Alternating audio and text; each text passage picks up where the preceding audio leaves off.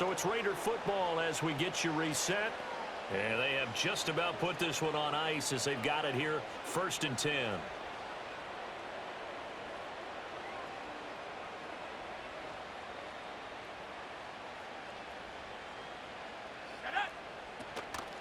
They'll run on 1st down.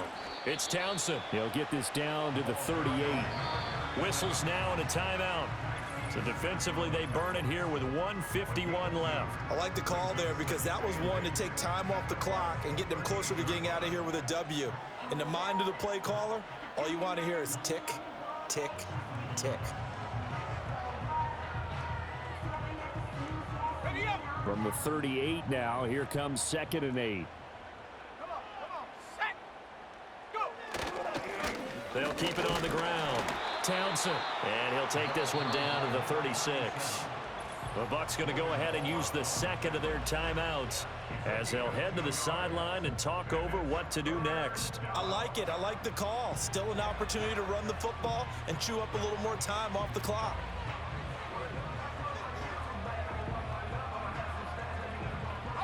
They'll need to get it to the 30 for a first. This is 3rd down.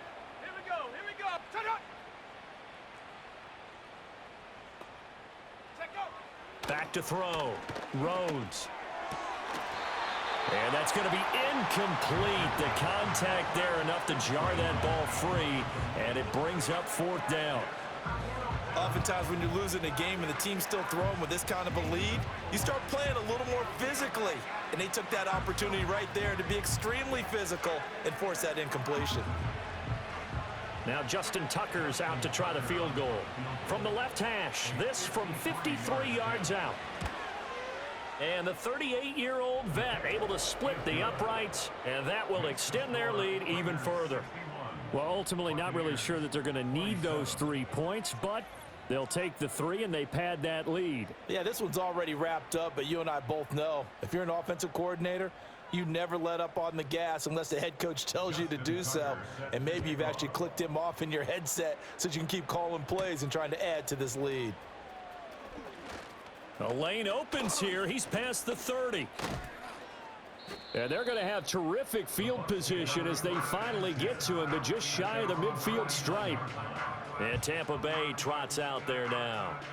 Well, CD, it's all window dressing at this point. I mean, the best they can do is in the game with a nice drive to maybe build some momentum to move forward into their next contest. Yeah, and with how lopsided this game has been, even one score might not do a lot of cosmetic good on the scoreboard, partner, because it's just about looking forward at this point. Get a touchdown here, give yourself some positive momentum and reps to focus on when you get back to practice in the next couple of days. Trying to shake off the interception from the last drive. He'll look to throw. Oh, hit as he throws there, incomplete. We've seen this quite a few times in this game. Offensive line unable to keep leverage, unable to keep people away, facing a lot of pressure. Fortunate just to get rid of it. One of the reasons they're down is that inability, though, to stop the pressure. We saw another example of it there. Now a 2nd and 10.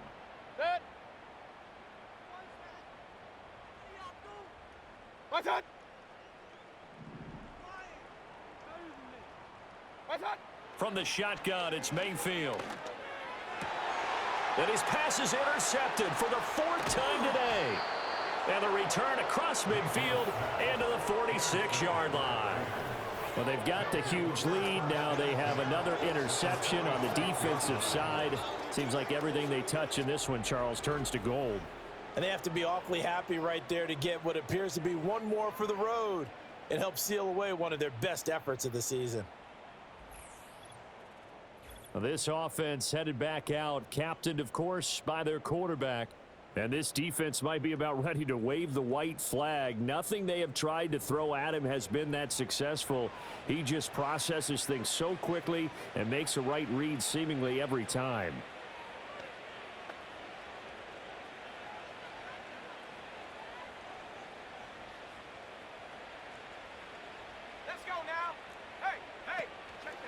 On 1st down, it's Townsend. They're going to snuff this play out behind the line. We have not seen that much today. The Bucs forced to use their 3rd and final timeout as they'll talk things over prior to this upcoming 2nd down play.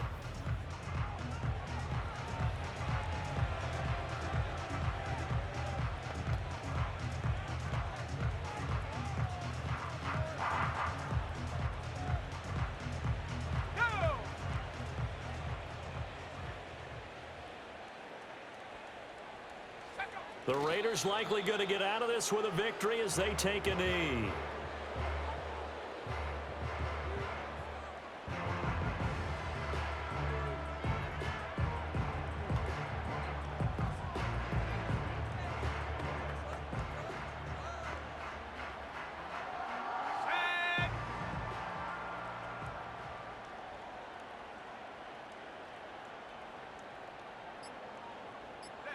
Clock counting down toward 40 seconds as they take the knee. So this offense, which was humming all game, ends on a negative play. We didn't see many of those as he takes the knee, but what an explosion and a good win. Can we call it a negative positive play? There you go. An oxymoron to end the ball game. And they can watch the clock go down and celebrate the victory. Here's the Raiders punter now as he'll come on to kick this one away. And he'll get off a fairly short kick here as this is toward the sideline. The Bucs take over first and 10 at their own 34-yard line.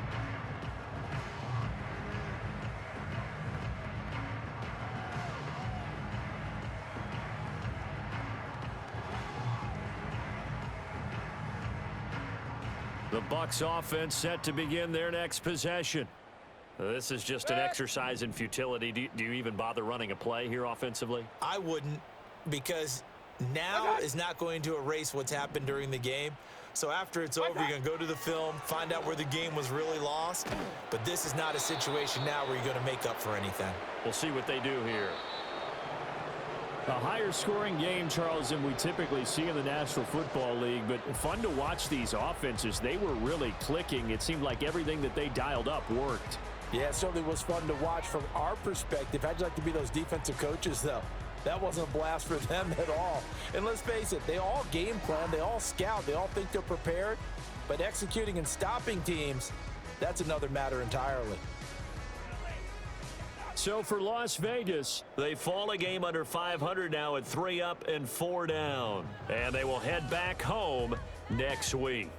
Meanwhile, for the Buccaneers, the loss here will move them back to 500 at 3-3. And they'll try to turn it around next week as they head to Atlanta for a matchup with the Falcons.